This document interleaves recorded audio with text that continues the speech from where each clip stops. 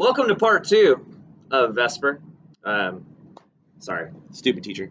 Let me put my cursor over here. Anyway, you don't need to copy this. It's on that front sheet. But these are the rules that are going to guide our drawings. Again, at home, you don't really need to copy this if you have the packet, but just so you can see what they're seeing.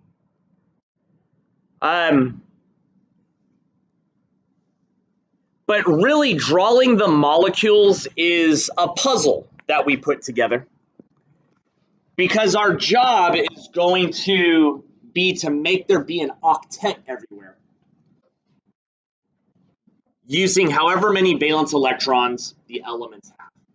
All right, so again, if you look at your opening packet, you can see these things, these facts that we'll be following, especially the idea that everything requires 8 valence electrons by the octet, except hydrogen. All right, you'll notice that it says hydrogen only requires 2 electrons to be happy, and we'll look at that in a moment.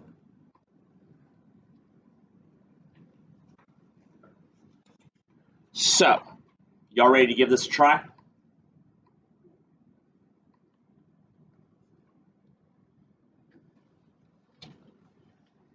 Let's start off with carbon tetrahydride. Carbon tetrahydride looks like this.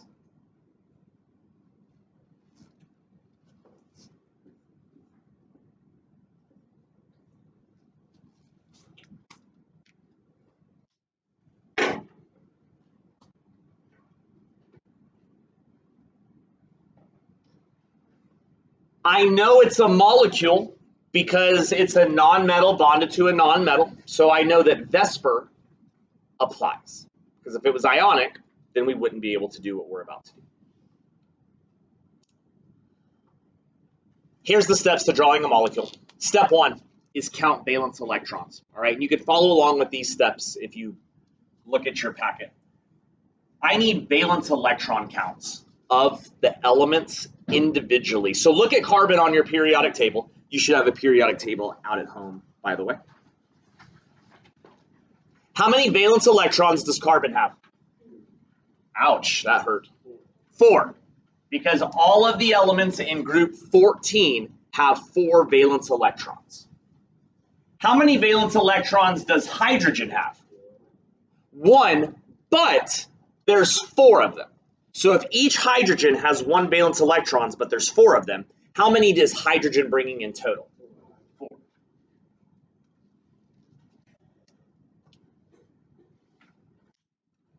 So the purple numbers here are the number of valence electrons being brought per element. If we total them together, we'll have the number of dots that we can draw in our picture, which in this case is 8.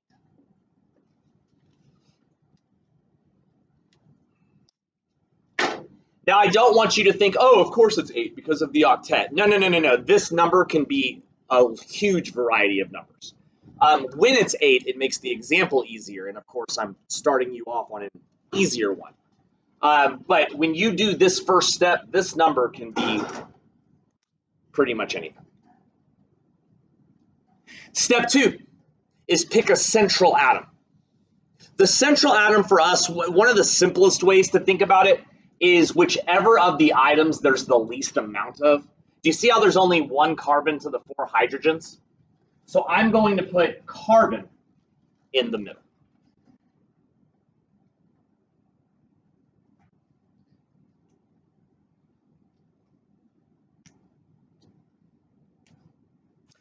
Next step is going to be to join everything that's not a central atom, the leftovers, with single bonds. Now remember, a single bond is just a line. So my carbon's already there. All I have left over are these 4 hydrogens. So I'm going to bond the 4 hydrogens to that carbon using single bonds.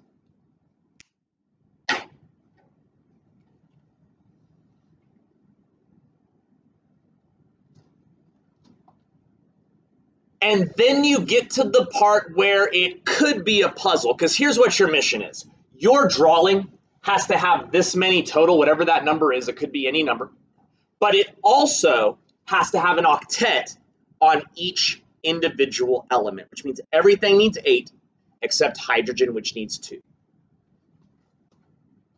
How many electrons are touching this hydrogen? 2, right? Because remember, every single line is 2 electrons. So that is a happy hydrogen, because hydrogen's my weird guy that only needs 2. How many are touching that hydrogen? And that hydrogen? And that hydrogen? Do you see how all 4 of the hydrogens have 2 electrons in contact with them? All of our hydrogens are happy. How many electrons are touching the carbon? 8, because every line is 2. So this carbon is in contact with 2, 4, 6, 8. So luckily, everybody's happy. How many total electrons are in my drawing? Just count, right? There's no lone pairs. Lone pairs would be dots that are not bonded. Yeah, 2, 4, 6, 8. So as I already said, the first example, we're starting off very easy. But yeah, we did it. We drew the total number that we were supposed to, and everybody has an octet.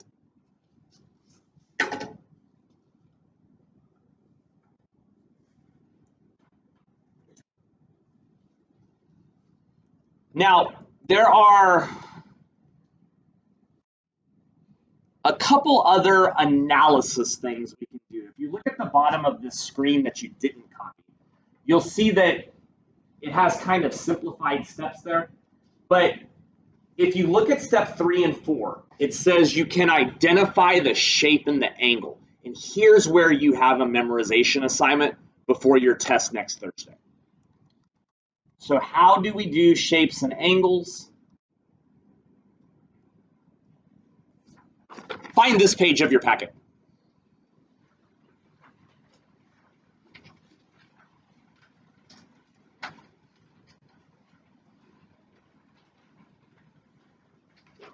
It is near the back.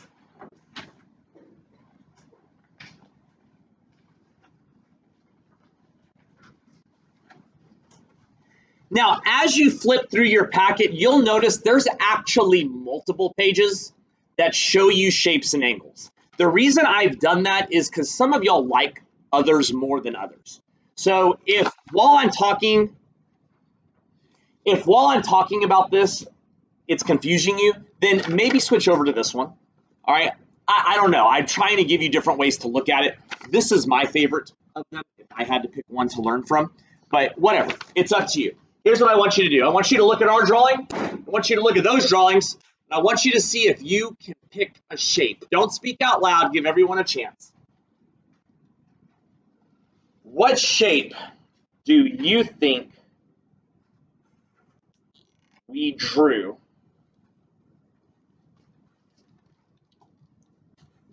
What's the answer? Somebody yell. It's tetrahedral.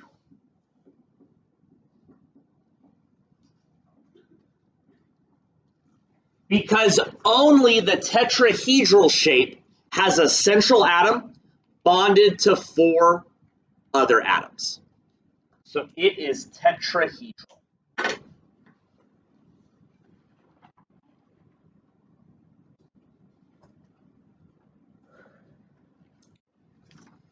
Now, if you have the page open that I told you to have open, flip it to the other side real quick, just straight to the other side. It gives you another one. The information that this one has that the previous doesn't is bond angles. So find tetrahedral on that other page, and somebody shout out the bond angle that's present. 109.5.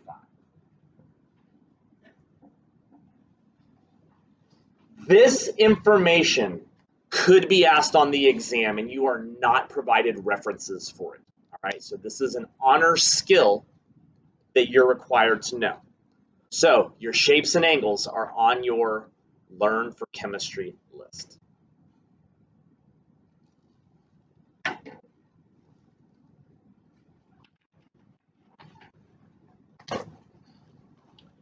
Is the molecule polar or nonpolar? You might have to flip back to where I started you to answer that. What is it? Yeah, it's listed as nonpolar. Meaning that there's equal sharing everywhere, right? That was one of our vocab words. It means that basically all of the pulling of electrons are equal in all directions. Now, if one of these atoms was not a hydrogen, then it could be thrown off, but we'll worry about that when we get there. But for the most part, for us, your tetrahedral will always be nonpolar. So this bonus information here is all stuff that you also need to be good at, which is why we work on this skill for 2 days. Let's start a new one from scratch.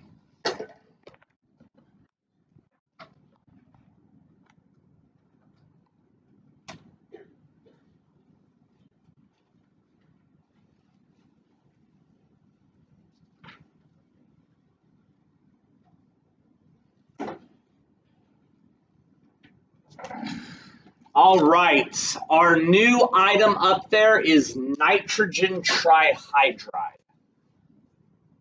Nitrogen trihydride, also known as ammonia. Is that a crystal or a molecule? Molecule, because they're both nonmetals, and this whole VSEPR thing we're learning, we only do for molecules. All right, let's draw him then. Step 1, I need a valence count. How many valence electrons does nitrogen have? 5, because he's in group 15, all right? So careful. That is a skill you should be very good at. All right, and look, it's our friend hydrogen again. How many total valence will 3 hydrogens have? 3. Hey, check it out. Cummings likes you because it's another 8, even though it doesn't have to be. It's another fairly easy one.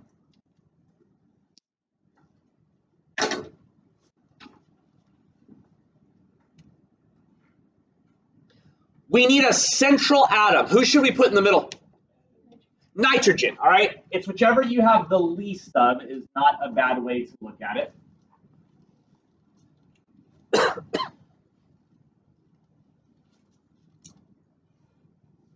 And then bond the leftovers. So if you take away that N, you see how my leftovers are those 3 H's? So let's just bond those 3 H's.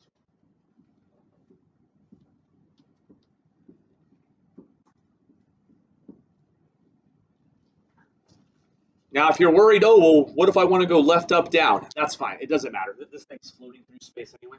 So it doesn't matter which side you leave open.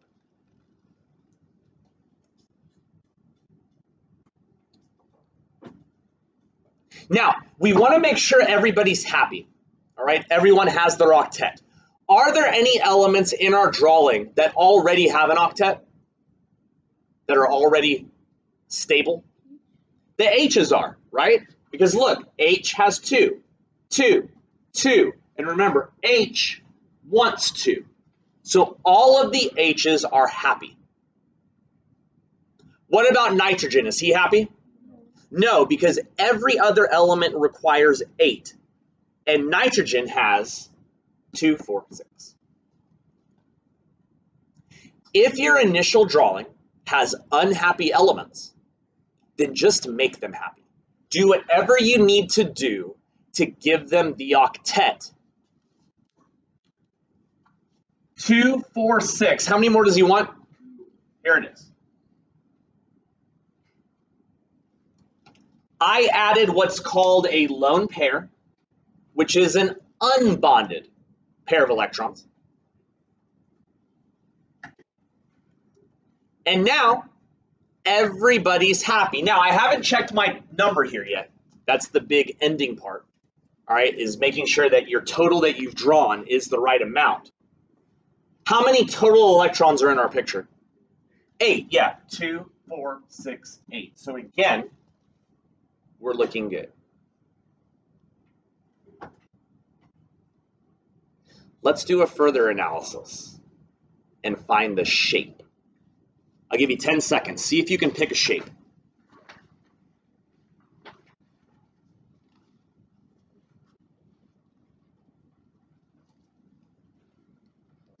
Oh, up, up. Silently.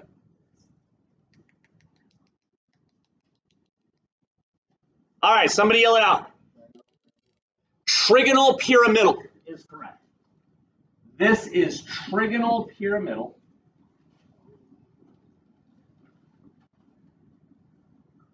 All right, and listen, because only trigonal pyramidal has a central atom bonded to 3 atoms and has a lone pair on the central atom. Do you see it?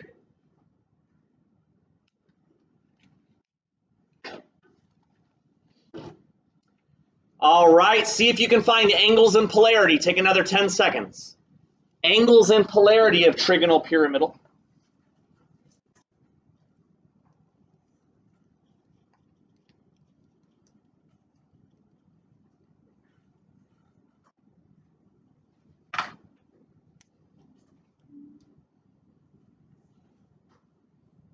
What's the angle? Shout it out. 109.5. It's on near the bottom of that other sheet. And what's the polarity? He's polar. Yeah, it turns out that that lone pair actually throws off where the electrons are being pulled. So there is unequal sharing happening in this molecule.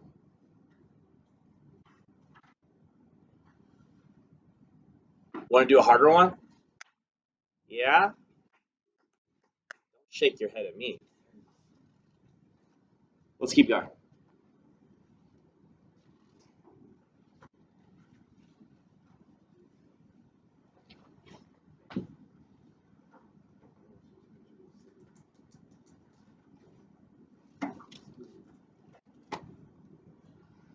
The next example is sulfur trioxide. Sulfur trioxide.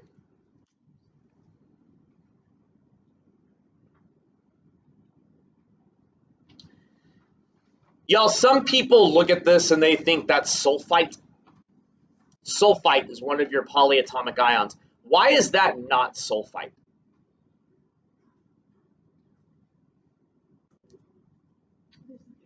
Because it's got no charge. Sulfur trioxide has no charge. Sulfite has a charge of -2. So those are 2 different entities. Right now, if you didn't memorize your polyatomic ions, you have no idea what I'm talking about because you're a bad student.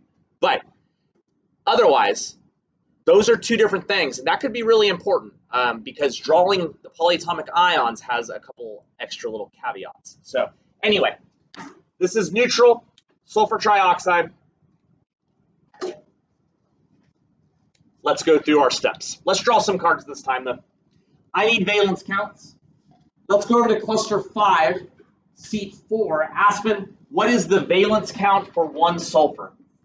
It's 6 from group 16. You can pass the bird. Let's go over to cluster 1, seat 6. Hey, 1-6. What is the valence count for 3 oxygens?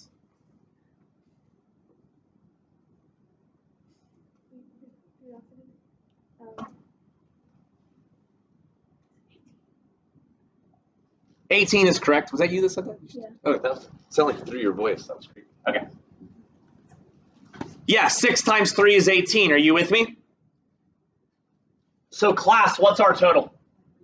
Ooh, see how this is a more fun drawing?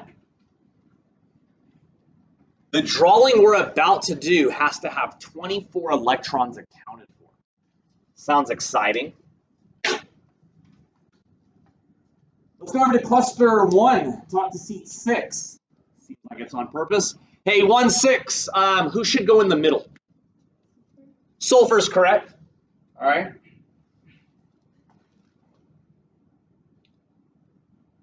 If you get really confused, the chemistry rule is the least electronegative goes in the middle, while hydrogen never can. But whichever there's the less amount of usually works.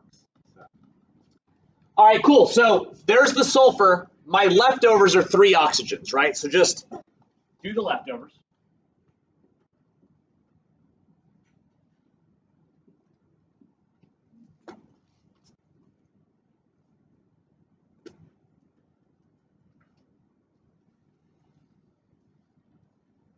Let's go over to cluster 5. We'll try again. C2, found somebody this time. Hey, 5-2, is anything stable right now in the drawing? Sorry? Which one? Which one do you think is stable? All right, so he sees that the oxygen has 2. The reason that you might mistakenly think that's good is because in our previous examples, that was hydrogen on the outside, and they were good. But there's no hydrogen this time, right? So only hydrogen wants 2. The rest of the table wants 8, which means right now, nothing is stable. So here's what I'm going to do. I'm going to make everything happy. All right, I don't look at this number yet. Don't look at that number until everything's happy, because I have a trick to fix it if it still breaks. So let's give everyone an octet. How many more electrons does that oxygen want? Yeah, he's got 2 right there, right? Because every bond is 2. So I'm going to give him the 6 that he's missing. Pencil is your friend here, by the way, y'all. If you have a choice between pencil and pen, go pencil for this. You'll see why in a moment. I'm going to do that to all the oxygens since they're all in equal situations.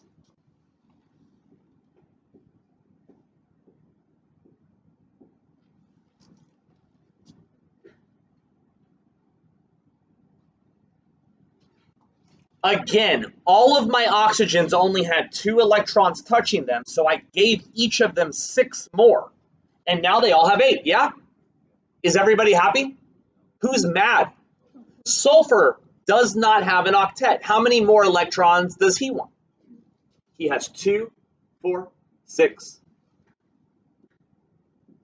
8.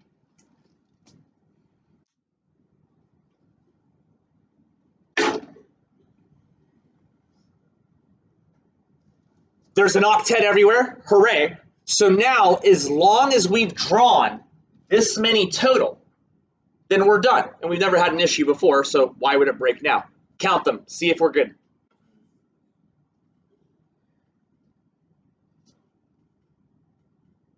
Are we good? We're not good, are we? If you count them all up, there are a total of 26. That's too many. So I have a trick to fix it. If you flip back to the front of your packet and you look at rule F, look at rule F.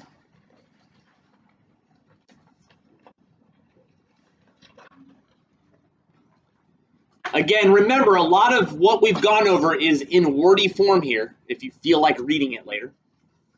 But rule F has an underlined trick to solving this situation. If you have too many dots, the rule is erase 4 dots, add 1 bond. Erase 4 dots, add 1 bond. Watch how I do this. Erase 4 dots. 2 of them need to come from the central atom. 1, 2. The other 2 can come from any exterior atom. I'm gonna pick him. I've erased 4 dots. Erase 4 dots, add 1 bond. Where do you add the bond? Well, it's going to be to whichever exterior atom you stole the dots from. I stole it from him, so he gets the bond. Erase 4 dots, add 1 bond.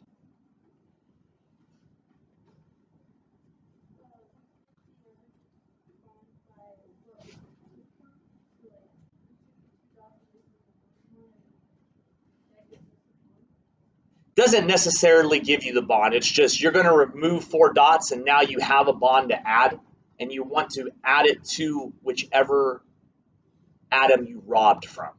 Because look now, 2, 4, 6, 8, 10, 12, 14, 16, 18, 20, 22, 24. I now have the correct number. And there's still an octet everywhere. He's surrounded by 8. He's surrounded by 8. Sulfur is 2, 4, 6, 8. Oxygen is 2, 4, 6, 8. The octet is great. We have the right total number. It's a happy little molecule. Find shape, angle, and polarity. I'm going to draw cards. Find shape, angle, and polarity.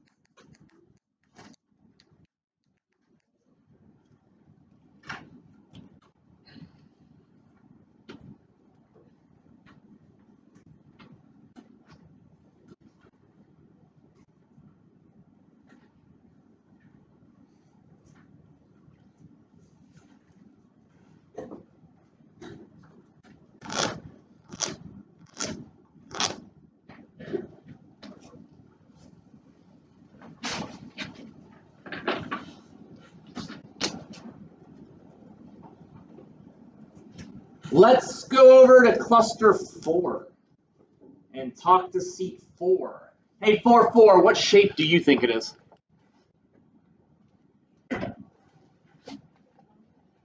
Trigonal, what's the next word? No, someone help out, not pyramidal. Planar. Planar, right? Hey, pyramidal requires a lone pair on the central atom. There is no lone pair on the central atom. Therefore, it's trigonal planar. All right, let's go over to cluster 3. Seat 3, hey, 3-3, what angle do you think is present? 120. There is 120-degree angles between the atoms. Anybody, what's the polarity? It's nonpolar. Now, you might have been confused because you can find on your paper one that says it's polar and one that says it's nonpolar. But if you look closer at the pictures, that depends on the identity of the exterior atoms. If all of these are the same type of atom, then it's going to be nonpolar. If one of them wasn't an oxygen, but the others were, then it would be polar, because one of the elements would be tugging harder on the electrons than the other. Yeah? We're feeling all right? Want to do one by yourself before we call it a day? Let's do one more problem. See if you can do it without me.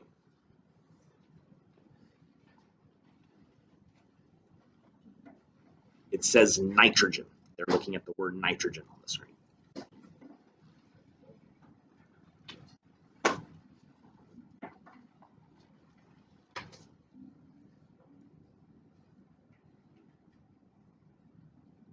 Oh, look here, are we confused? When I say nitrogen, how do you write nitrogen? N2, right? So if you're like, well, how do you, it's just nitrogen. No, it's not.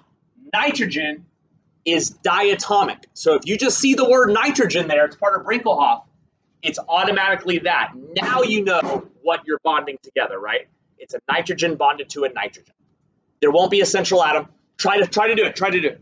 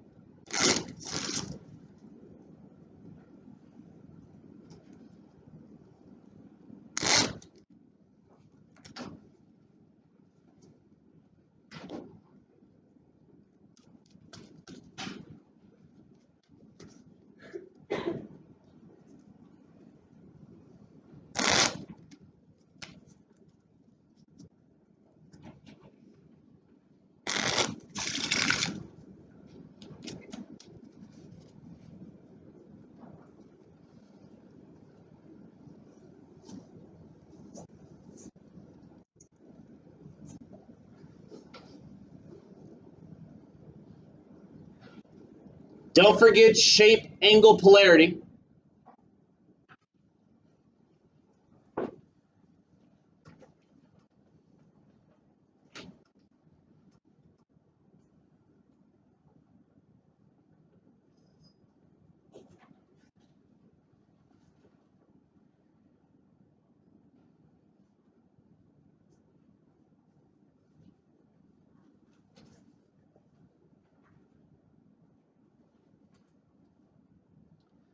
All right, I'll show you how I work through it. Stop me if something looks weird. Nitrogen is in group 15, and there's 2 of them. All right, so there's 5 valence electrons twice. Therefore, the number is 10. 5 valence electrons twice. There's only 2 items. You can't have a central something if there's only 2 things. Zariah, you're leaving. So I'm just going to bond them together. That should have been your starting point. An N bonded to an N. I ignore that number for a moment, and I make everything happy. Right now, nothing's happy, because everything wants 8. So I give everybody 8. They're each missing 6, right? Now he's got 2, 4, 6, 8. This nitrogen is in the same situation. There's my starting point, yeah? And I'm hoping that I've drawn 10 total. 2, 4, 6, 8, 10, 12, 14. I'm way off. If you draw too many dots, the trick is erase 4 dots, add 1 bond, yeah? Now, again, there's no central atom, so just be as symmetrical as you can. All right, so I'm going to erase 4 dots. 1, 2, 3, 4. I erased 4 dots. Add 1 bond.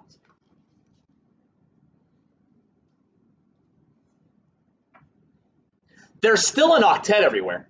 He has 2, 4, 6, 8. He has 2, 4, 6, 8. Is my grand total 10? Nope, it's 12 now. So what do you do if you've got too many dots?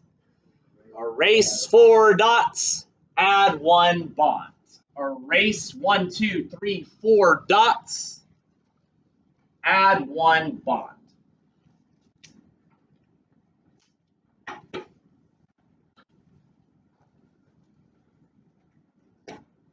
Both nitrogen are now surrounded by 8.